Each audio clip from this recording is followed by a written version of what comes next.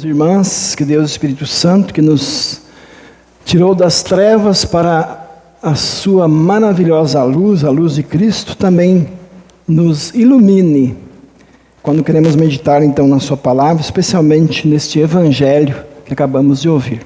Amém.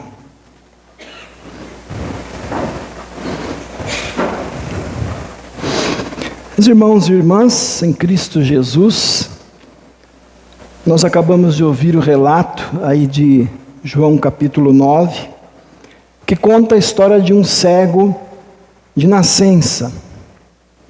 E segundo a gente conhece dos evangelhos, parece que do que está relatado, essa é a única pessoa que Jesus curou de uma doença de nascença. E uma coisa interessante nesse relato todo é que há muitas perguntas. Ao todo são 16 perguntas nessa história aí desse cego de nascença curado por Jesus. 16 perguntas feitas por diferentes pessoas. Mas a pergunta principal foi feita por Jesus. Está lá no versículo 35, quando ele encontra aquele homem pela segunda vez, e ele pergunta: você crê no Filho do Homem?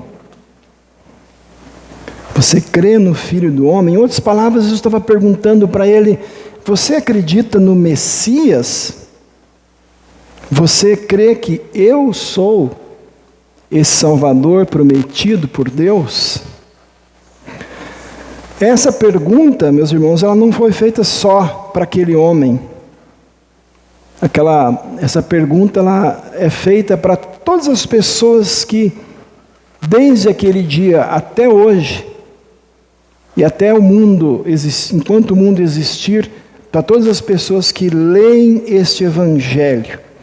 Portanto, é uma pergunta dirigida para nós hoje também. Você crê no Filho do Homem? E eu quero mostrar para vocês, que nessa história toda, há muitas conclusões diferentes sobre Jesus.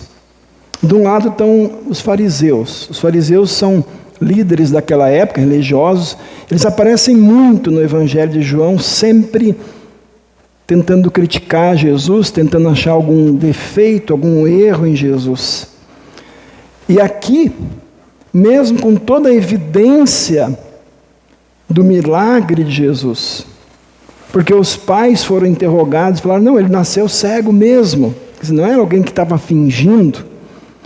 Mesmo assim, ironicamente, os fariseus fecham os olhos para o que está na cara deles, diante deles claramente, que Jesus realmente é o Filho de Deus, e eles rejeitam Jesus.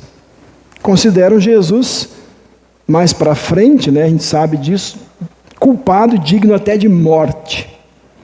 Consideram que Jesus não podia ter feito a cura porque era sábado. Do outro lado está aquele homem que tinha nascido já tão sem enxergar. E depois que ele foi curado, não só da sua cegueira física, mas também da cegueira espiritual, ele chega à sua conclusão. Primeiro, quando pergunta quem que é ele fala: ele é um profeta. E aí, quando Jesus então pergunta diretamente para ele diz: eu creio, Senhor. E quando ele diz que ele crê em Jesus, ele não só fala. O texto diz que ele adora Jesus.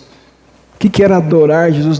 Naquele contexto ali, ele provavelmente se ajoelhou aos pés de Jesus e adorou Jesus como Deus. E ele fez isso mesmo sabendo que essa atitude dele provavelmente faria com que ele fosse expulso da igreja, vamos dizer assim, da época, da sinagoga, do templo do seu povo. Ele correu esse risco de ser expulso e até perseguido. E aí então, vem essa pergunta para nós: você crê no Filho do Homem? Eu creio que todos que estão aqui porque creem.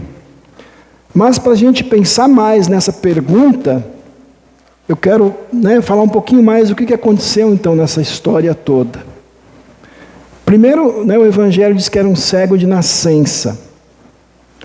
Apesar de destacar isso, é interessante que não há o nome desse homem.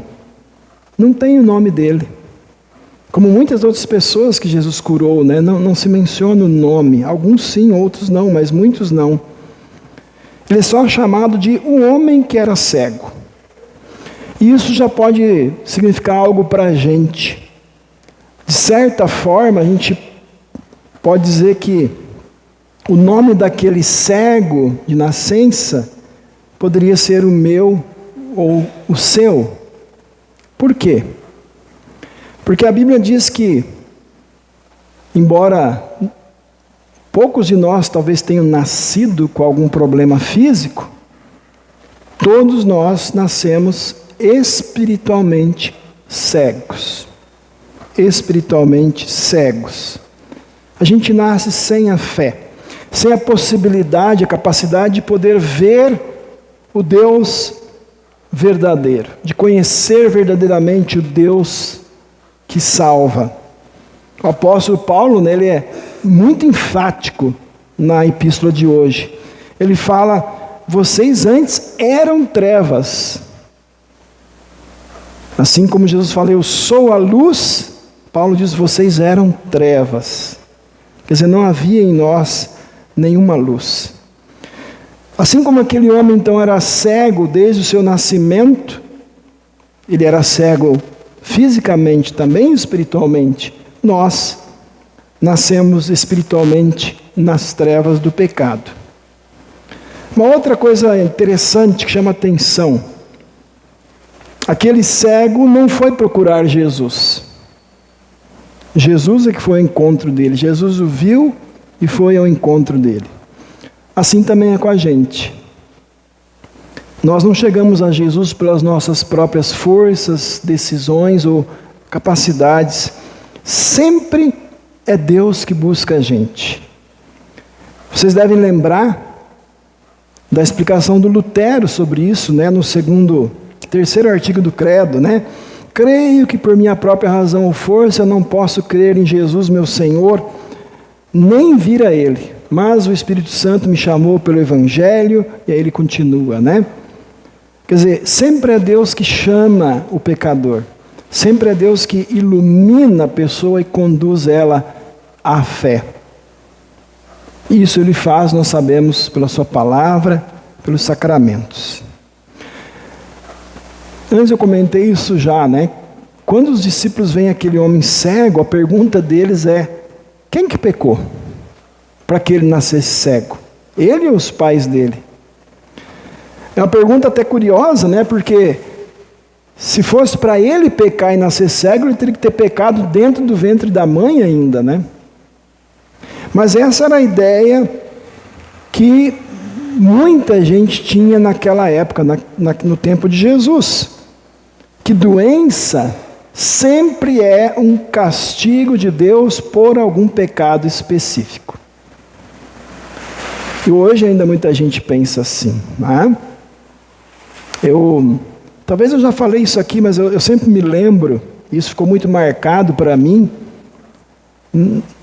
na paróquia que eu trabalhei lá na Argentina, o pessoal construiu a primeira igrejinha de madeira, O pessoal doou madeira, mão de obra.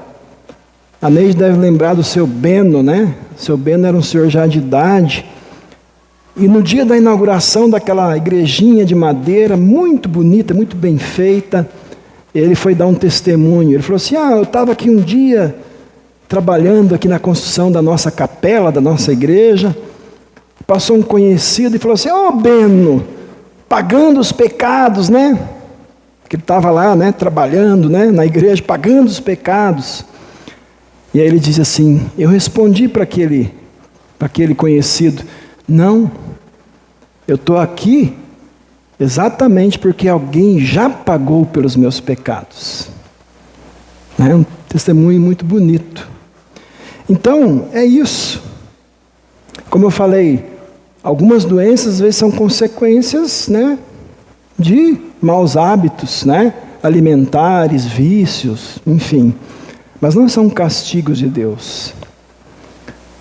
Jesus até dá uma resposta bem surpreendente. Ele fala, olha, esse homem nasceu assim para que as obras de Deus se manifestassem nele. E aí, meus irmãos, a gente também pode fazer essa pergunta, né? A gente pode perguntar muitas vezes, será que, usando um ditado, né, que muitos falam assim, será que eu joguei pedra na cruz? Que eu estou passando por isso?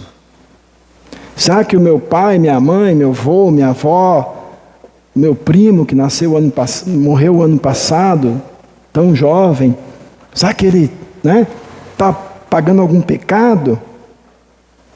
Será que está pagando pelos pecados de algum parente? Não, não é assim. Jesus mostra que além disso ser falso, quer dizer, nós não sofremos por causa de um pecado específico. Nós sofremos, sim, por causa do pecado. O pecado estragou a vida da gente. É o pecado que faz a gente ser mal, faz a gente ter doenças e faz as outras pessoas, às vezes, serem más com a gente. Enfim, é só olhar o mundo ao nosso redor. Mas Jesus diz que a coisa vai além disso. Que a vida de cada um de nós tem um propósito. Mesmo nas aflições, mesmo nos sofrimentos, como no caso desse cego, né? Ou, como a gente viu no domingo passado, né? No sábado, no culto, aquela mulher samaritana, né? Que Jesus encontrou no poço e o propósito da vida dela mudou. Ela foi dar testemunho que ela tinha encontrado o Messias, a água viva. Depois que os discípulos perguntam aquilo e Jesus dá essa resposta, acontece uma coisa curiosa. Jesus não diz para aquele cego assim simplesmente, você está curado. Não, Jesus faz algo bem interessante, né? Ele cospe, ele faz lama com aquele pó, aí ele coloca aquela lama nos olhos do cego, mas ainda não estava curado. Ele diz, vai lá no tanque de Siloé e se lave lá. E aí o evangelista faz questão de dizer a tradução da palavra Siloé, enviado. Ele já queria mostrar ali que Jesus era o enviado que veio curar a cegueira daquele homem e de quem crer nele. Então ele foi, ele se lavou e ele voltou enxergando. Por que Jesus fez isso dessa maneira, nesse caso? Provavelmente porque Jesus queria mostrar, meus irmãos, que para a gente poder sair das trevas do pecado, deixar de sermos trevas, ir para a luz da salvação, a gente precisa ser lavado. Como Jesus disse lá em João 3, né? É preciso nascer da água e do Espírito. Então no batismo, Jesus nos lava. Daí já não é mais com lama, né? Mas é com a água unida à palavra de Deus. Ali Ele nos purifica, nos dá vida nova, nos faz ver espiritualmente. A gente é lavado naquele que é o verdadeiro enviado do Pai, Jesus, a luz do mundo. E aí, depois da cura, vem uma grande discussão. Aqueles fariseus chamam o homem e começam a interrogar ele. Eles não conseguem negar o milagre, no fim das contas, né? Porque todo mundo sabia que aquele cara era cego desde nascença. Mas não querem acreditar em Jesus. Uns falam assim, não. Se ele fosse um homem de Deus, ele não ia fazer isso no sábado. Tem que guardar o sábado. E outros diziam, não, mas se ele fosse um pecador, ele não poderia fazer um milagre desse. Mas no fim das contas, eles rejeitam Jesus, né? Eles acabam expulsando aquele homem da sinagoga, né? E olha o que eles dizem. Você nasceu cheio de pecado e quer nos ensinar? Quer dizer, o que eles estavam querendo dizer? Quem é você? Você nasceu cego porque você tinha pecado. E você quer ensinar para nós, né? Só faltou eles dizer assim, ensinar a gente, nós que somos os santos fariseus, né? Então, preconceito, orgulho, né? E expulsaram ele. E aí, quando interrogaram os pais também não deram uma resposta muito concreta, né? Eles não queriam se envolver, eles estavam com medo também de serem expulsos da sua religião. E aí Jesus fica sabendo, né, desse diálogo aí do ex-cego com os fariseus, e Jesus vai ao encontro daquele homem pela segunda vez. E aí ele se revela então claramente como Salvador. Quando ele pergunta, você crê no Filho do Homem? Filho do Homem é um dos títulos de Jesus, né? E ele diz, mas quem que é para que eu creia? E aí Jesus, então, claramente, né, diz, você já o tem visto, é aquele que está falando com você. E aí vejam, né, a força dessa frase, você já o tem visto. Quer dizer, aquele homem agora estava vendo o Salvador com os olhos físicos e com os olhos espirituais.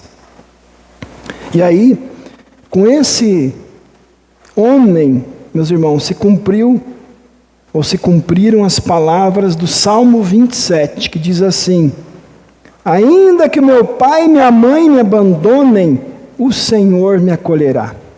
Porque aqueles pais, eles não quiseram botar a mão no fogo por ele, né? Mas Jesus o acolheu. Mesmo rejeitado pelas pessoas, talvez pela própria família, ele foi acolhido por Cristo.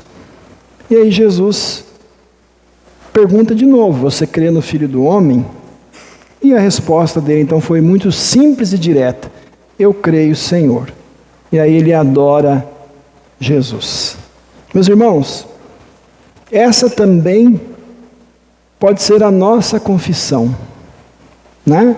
Pouquinhas palavras, né? 3 palavras, eu creio, Senhor. Nós também podemos dizer, eu era aquele que nasceu espiritualmente cego, eu era aquele que vivia nas trevas do pecado, mas Jesus veio ao meu encontro, me lavou nas águas do batismo, abriu os meus olhos pela fé, me deu perdão, vida e salvação. Por isso, hoje eu sou uma pessoa nova. Cada um de nós pode dizer isso. Hoje somos pessoas transformadas pelo Espírito e Cristo vive na gente. Vejam, de uma maneira bem diferente do que aqueles orgulhosos fariseus, o Evangelho chama a gente não apenas a confessar quem Jesus é, né, que Ele é o nosso Salvador enviado por Deus, mas também o Evangelho convida a gente a reconhecer quem nós somos, pecadores, que dependem cada dia da graça e do amor de Deus. Por isso essa pergunta, né, ela parece óbvia para nós, mas ela tem que ficar sempre ecoando para cada um de nós. Você crê no Filho do Homem? Eu creio nele. E se a nossa resposta então é como daquele ex-cego, eu creio, Senhor, isso vai também aparecer na vida da gente.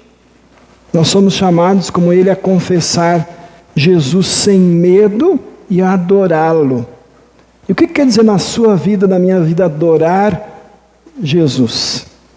Não é apenas vir no culto, mas é confessar que Jesus é a luz do mundo, é a luz da minha vida, é aquele que nos tirou das trevas para a sua maravilhosa luz. É confessar isso com palavras, com atitudes, como vocês estão fazendo hoje. Vir aqui à igreja, ouvir a palavra de Deus já é uma confissão de fé. Outra forma, meus irmãos, de adorar Jesus é dar testemunho. Dê testemunho com as suas palavras, com as suas atitudes, lá na sua família, lá no trabalho, na escola, nas redes sociais. Use os livretos da Hora Luterana que nós temos ali, use os devocionários, use vídeos e outros recursos que nós temos hoje. Onde Deus colocar você. Eu Ontem nós tivemos o sepultamento da Dona Elídia, né? Eu conheci a Dona Elídia há pouco tempo. Eu ia lá sempre dar a Santa Ceia, fazia um devocional. E aí no sepultamento o pastor Hilário então também falou um pouco. E ele falou um pouquinho da história dela, né?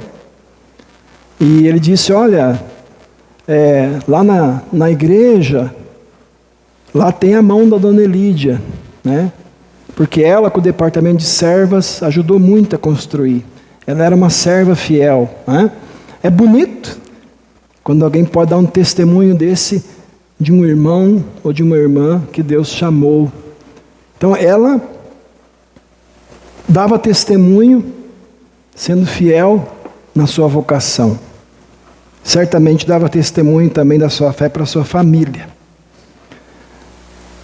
A gente também confessa Jesus sem medo, adorando a Deus, como eu disse antes, não só vindo aqui na igreja, né? Vir aqui é essencial, é importantíssimo, mas também a gente adora a Deus com a nossa vida, com os dons que Ele nos dá, o tempo que a gente dedica às coisas do reino de Deus, os recursos que Deus nos dá. Por exemplo, né, vamos ter o Congresso de Leigos. É uma oportunidade dos homens luteranos darem testemunho, irem lá aprender, serem alimentados na fé, e depois falar assim, olha, eu fui lá, estava muito bom, vamos junto na próxima vez, né? E ainda, meus irmãos, como diz o apóstolo Paulo, a gente confessa que crê em Jesus, vivendo como filhos da luz, ou seja, buscando conhecer o que é que agrada a Deus. E aí eu vou tentar fazer então o que agrada a Deus, não o que agrada a mim em primeiro lugar. Para isso eu preciso ficar firme na palavra dele. E aí eu vou conhecendo, né? Como é que Deus quer que eu viva em cada área da minha vida. Meus irmãos, vocês já estão talvez cansados de ouvir eu falar isso, mas a gente precisa ser lembrado disso, que ainda há bilhões de pessoas no mundo que ainda vivem na cegueira espiritual.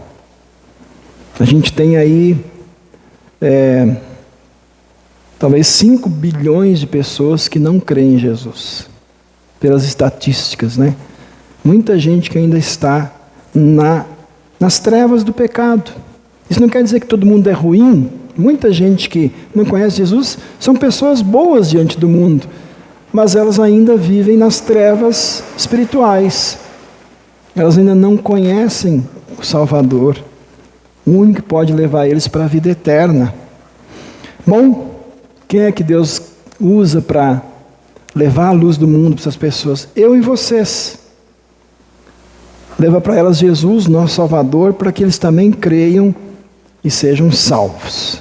Então, meus irmãos, que a nossa resposta pode ser para essa pergunta seja sempre sim, eu creio, Senhor.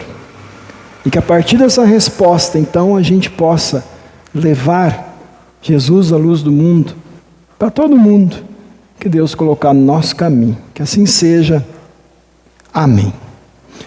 Vamos orar. Senhor Jesus Cristo, luz do mundo e nosso Salvador, nós agradecemos porque um dia também estávamos nas trevas do pecado, da incredulidade, cegos espiritualmente, sem esperança.